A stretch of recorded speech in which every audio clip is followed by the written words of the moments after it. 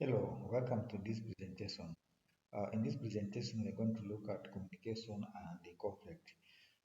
In the previous session, we looked at the communication as one of the reasons why there is a conflict in an organization. So, by the end of this presentation, we will be able to know how communication can be used to resolve conflict and also to prevent conflict from happening.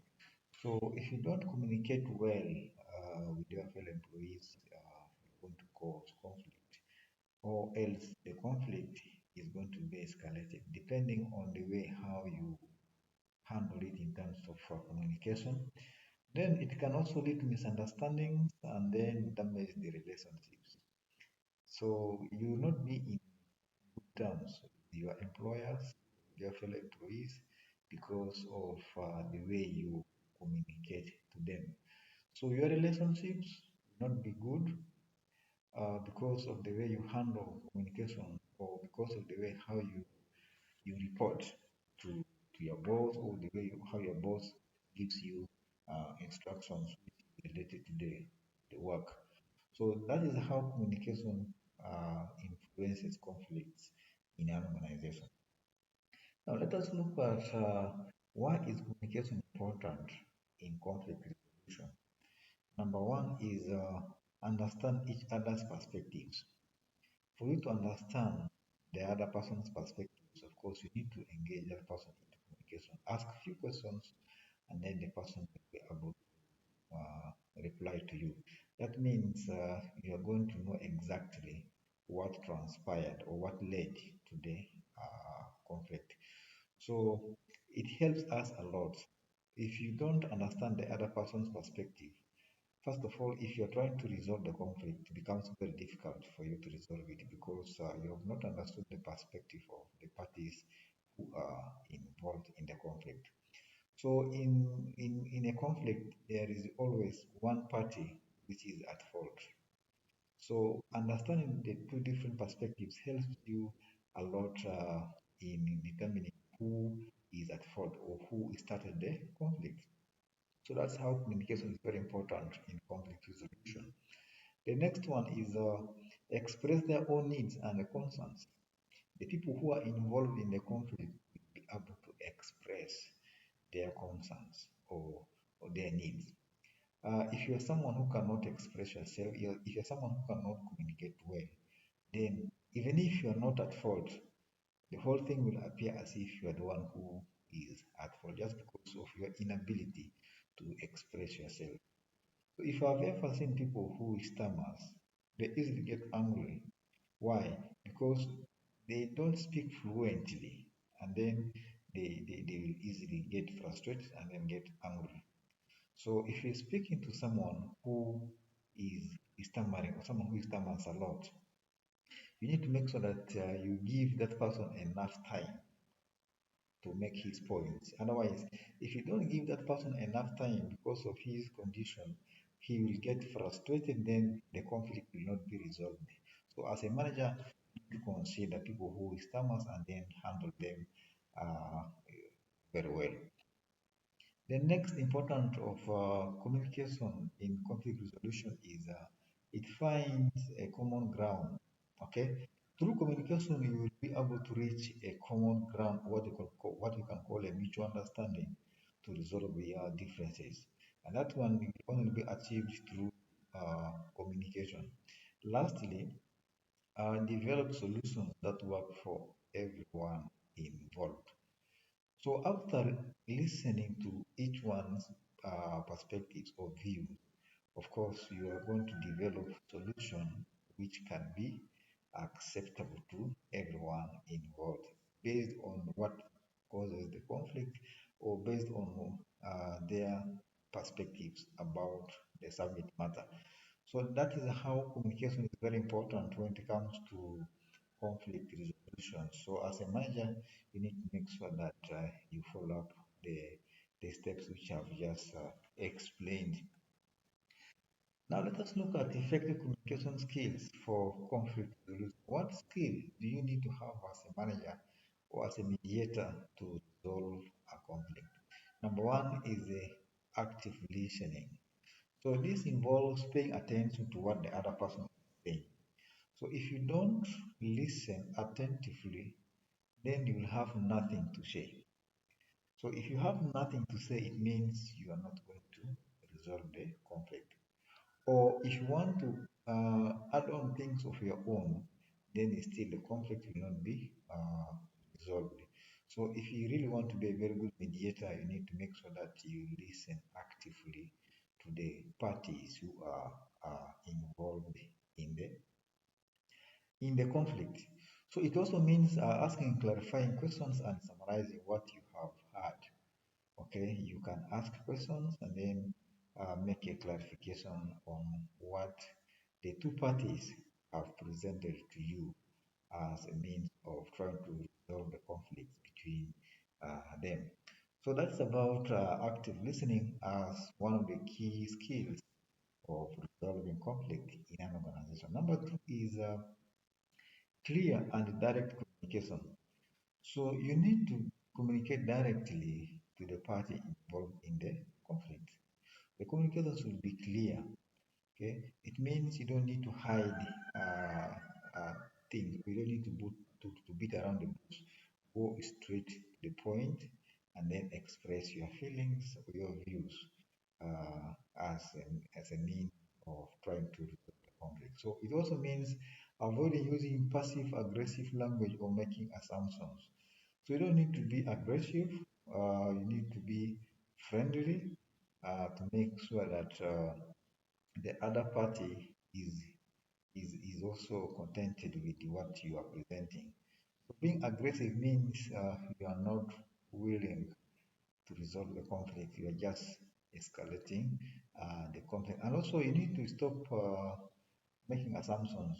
Okay, you really need to go to the real point. What caused the conflict than assuming it? So assumption during communication or during conflict resolution is unacceptable. So that is skill number two if you want to resolve a conflict.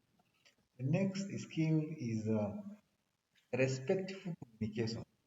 This means being mindful of the other person's feelings and avoiding name calling, insults, or other forms of disrespect. So when you are involved in a part, I mean, in a conflict, you don't need to insult the other party. Okay, talk with respect. By you talking with respect, you are actually calming down the situation than making it appear bigger. And also, you who is mediator or who is solving the conflict, you don't need to shout at the parties. Even if someone is at wrong, you don't need to shout. Okay, talk with respect. Explain his problems in respectful manner. So that is how you solve conflict. And it's a very important skill as a manager. You need to have it. The fact that the person reports to you doesn't make you to disrespect the person. Okay, you need to respect the people who are involved in the conflict. Uh, the next one now is problem solving skills. You need problem solving skills, and this is also part of communication. How do you solve problem? You solve problem, one is by listening to the perspective or views of the people who are involved in the conflict, in both of them. Listen to them, then come up with a solution. And that is part of communication. In fact, you cannot solve the problem if you don't know exactly what caused the problem. So problem solving depends on knowing what is the cause of the problem. So that is about skills you need to apply when resolving a conflict in an organization. Now let us look at the active listening and empathy in conflict situations. Active listening is a communication technique that involves paying attention to what other person is saying. So with the active listening, basically have to be attentive. Listen carefully. Do not get yourself interrupted by other things. For example, you are having a phone, you want to talk on phone, then the party involved in the conflict trying to explain. So you will not be getting the real cause of the conflict because you have been distracted. So you need to listen actively. So it also means asking clarifying questions and summarize what you have heard. Then active listening can help you understand the other person's perspective and feelings, which can be helpful in resolving the conflict. Like I've told you, you cannot resolve something you don't know. Okay? And how do you know it? By the time the conflict happened, you were not there. So for them, they are now reporting to you what transpired, what actually happened. They were telling you now. So as a manager, your work is basically to make sure that you actively listen to them so that you come up with everlasting solution to end the problem. So some tips for active listening. You need to make eye contact and face the other person. That is if you want to listen actively. So facing to the person is the best way, and it means that you are actually interested in the matter. Otherwise, if you are turning your back to the person and the person is talking, then one is you are not interested in the matter. Number two is maybe you don't respect the person who is communicating to you. So it's very important for you to face towards the person who is talking to you and then make eye contact. Then the next one is don't interrupt. Okay, when the person is explaining himself to you, not uh, interrupt him by asking questions when he or she is still communicating. That is interruption. Allow the person to complete his or her speech or whatever he or she is telling you. Then, if you have a question, then you will ask the question after the person is done with talking to you. Otherwise, if the person is still talking, then you are drawing questions, then you are interrupting that person. So he or she might not be in position to tell exactly what the cause of the conflict was. Then you need to listen without judgment. Okay. So when someone is explaining the cause of the conflict to you, do not judge. Your work is at the moment is just to listen. The judgment will come in when the two parties actually are done with the telling you what exactly happened. Then from there, you can make a judgment. Who is at fault? Who started the conflict after listening uh, to the two parties who are involved in the conflict? Then the next one is you need to ask clarification, okay, or clarifying questions. If someone has said something, maybe because you don't understand how it all works, you need to ask the person for clarification. The person will be able to clarify it to you so that you can have a better understanding. It will eventually lead to a better solution. Then paraphrase what you have heard. Paraphrasing means you have to uh, rephrase it or rewrite it in your own understanding. Okay, you need to do that to avoid misinterpretation of the whole thing. So you need to put it in your own word. That's about paraphrasing as a tip of active listening. So now let us look at empathy. Empathy is also very important if you're trying to resolve conflict. So empathy is the ability to understand and share the feelings of another person. In ordinary terms, we are just saying that empathy is trying to put yourself in the shoe of someone. Try to assume that you are that person. If the person has been harassed at work, you put yourself in the shoes of that person. Okay. If the person is in deep sorrow or the person is really feeling sick, put yourself in that person's shoe. That's what you call empathy. And if you want to be a very good mediator, you need to have that ability. Okay. If you don't have that ability, then you will never solve a conflict. The next one is under empathy. You need to connect with the other person and see the conflict from their perspective. Okay. you assume that you are the person who is involved in the conflict, then analyze the conflict from their perspective. Otherwise, if you don't put yourself in that way, you will not understand how it feels. You don't understand the pain that person is going through. And if you don't understand the pain that person is going through, it means you will not come up with a solution which is satisfactory to that person. Make sure that you understand the conflict the way that person is understanding or seeing it. Then you need to make it more likely that you will be able to resolve the conflict in mutually agreeable way. So when you talk of mutual agreeable way, it means the two party or what you can call a win-win situation. Okay, the other party should not feel cheated. It should be a win-win situation so that everyone goes home happily knowing that the conflict has been resolved.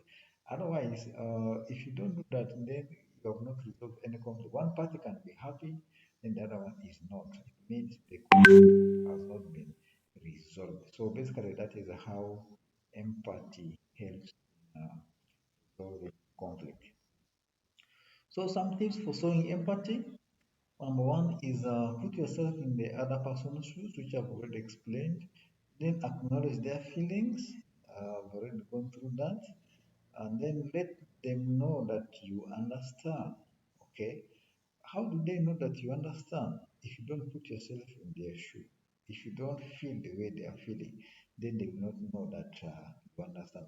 So by you putting yourself in their shoe, it actually makes them to know that you understand what they are passing. Then offer support. Okay, you cannot be showing empathy to someone without necessarily offering support. That doesn't make sense. It means you are not actually empathetic. The only way for you to be empathetic is by showing support. Support does not only mean finances. When people hear about support, they think for finances and other materials. Support can be word of encouragement. Okay, it can be consoling someone. That's what you call offering support. So if you do that, you are actually showing empathy to the people who are involved in the conflict. Now let us look at how active listening and empathy can help resolve conflict. Number one is they can help you to understand the other person's perspective. You cannot understand my perspective if you're not in my shoe. You cannot understand how I feel if you're not in my shoe or if you're not empathetic. So, but if you want to solve the conflict, of course, you have to be in my shoe. You have to be in the shoe of the people who are involved in the conflict. Then they can help you to build trust and rapport. There's no way the people who are involved in the conflict can trust you if you are not empathetic, if you are not showing any sign of empathy to them, they will never trust you. They will never believe that you are going to resolve the conflict. So, as a manager or as someone who's going to mediate conflict, you need to make sure that you put yourself in the shoe of others so that they can trust you. Then they can help you to find common ground. Okay, empathy helps you to find common ground. Listening helps you to find common ground because you have gotten information from both sides. Now you have evaluated them, and then you will be able to come up with a common ground for the people who are involved in the conflict to agree. Then they can help you to generate creative solutions.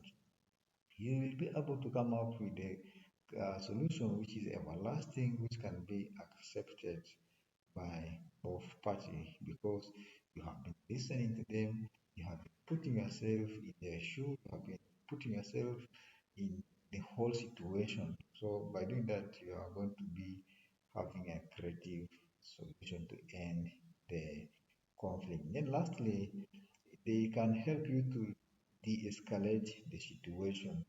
Uh, de-escalate the situation means you're going to calm down the situation. If not resolving it completely, but at least you can calm down. So that is how active listening and empathy can help you in resolving conflict. Now let us look at assertiveness. It is just your ability to stand up for your own right. That's the meaning of assertiveness. And you do that in a very clear and respectful way. It means you don't need to abuse people, you don't need to insult others to understand your rights. So it's not about being aggressive or demanding, but about being able to communicate your thoughts and feelings in a way that is heard and respected. So this comes back to communication skills. If you're very poor in communication skills or you don't have any communication skill, of course, it will be very difficult for you to stand up for your own rights because you'll be there just abusing people, you'll be there shouting anyhowly, and then your needs cannot be, or your rights cannot be granted because of the way you talk to people. This respectful manner is not allowed in assertiveness. So assertive people are able to say no without feeling guilty, express opinions without being afraid of conflict, and ask for what they want without being pussy. So that is about assertiveness. So it is basically you standing for what you think is right in a manner which does not disrespect others, which is not aggressive.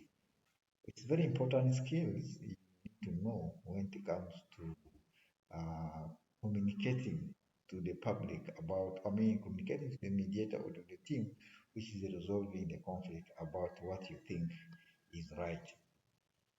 Let us look at the constructive feedback.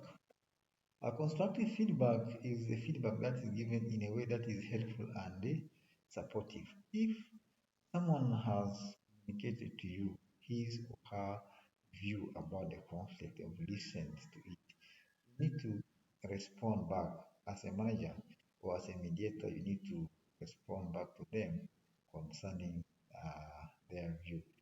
So it's not about criticizing or blaming, but about offering suggestions for improvement. So if you are resolving conflict, but in your feedback you are blaming the other party, when you're blaming the other party, you are adding the salt into the wound. Okay, the wound is not going to be healed because adding the salt. Why do you blame these people? They have been in conflict. If you are blaming them, if you are blaming one party, then you are not finding the solution because the party which you are blaming will still insist that he or she did the right thing, and then the conflict continues. So you don't need to do that. All you need to do is to offer solutions now, okay, or suggestions, because the conflict had already happened. Okay? It has already happened. You can't reverse it. All you need to do is offer permanent solution than blaming the other party. Then constructive feedback should be specific, time, and actionable. So you need to implement it the moment you have come up with your feedback or suggestions, whatever solution you have, it has to be implemented. So if you don't implement it, of course, the conflict is not resolved because the conflict is only resolved when the solution is implemented. So how can assertiveness and constructive feedback can help resolve conflict? They can help you to communicate your needs and expectations clearly.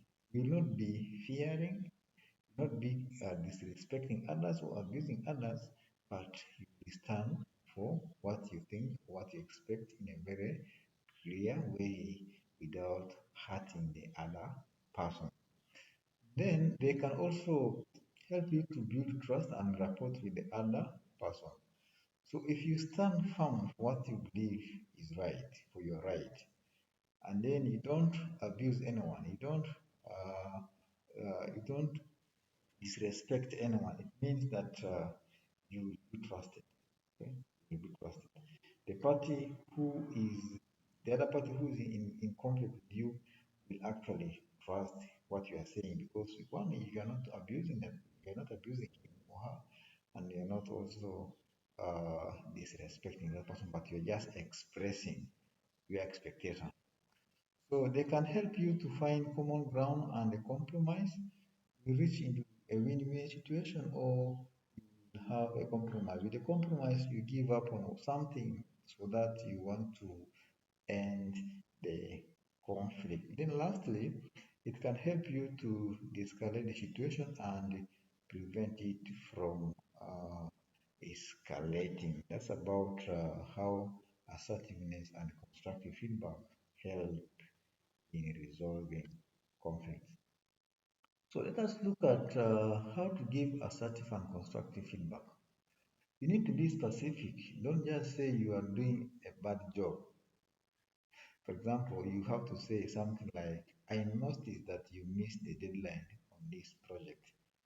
So this one is specific, and then the person will know that the problem is a deadline.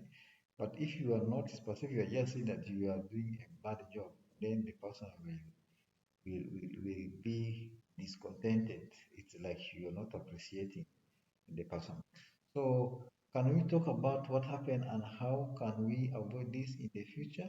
That's about being specific. Then be timely. Don't wait until the situation has blown out to give feedback. If you wait for the situation to get out of the hand, it means you can't offer solution. Now it has gone beyond your your authority. As a manager, don't wait for a conflict to go beyond your powers, because it will lead to some employees even resigning because of your inability as a manager to resolve those conflicts in time. So that is how to give assertive and constructive feedback.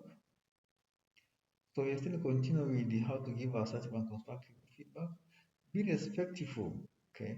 Even if you're not happy with the other person's behavior, be respectful of their feelings and point of view. That's all about being human. You don't need to disrespect others because they are opposing you. That's a little bit primitive. Even if the person is opposing you, you need to respect that person. Be open to feedback yourself. Okay, be open to feedback yourself. Be willing to listen to other person's perspective and be open to changing your own behavior if necessary. This one now depends on the feedback from people about you as a manager, from people about you who is in the conflict, so that you evaluate yourself. If the feedback is negative, it requires you to change your behaviors. Of course, you have to do that. So that's about how to give assertiveness and constructive feedback. So that's what I had for you in this presentation. I believe you have followed it out to the last. So I request you to read more so that you get better knowledge of this. Thank you so much for watching. We meet in the next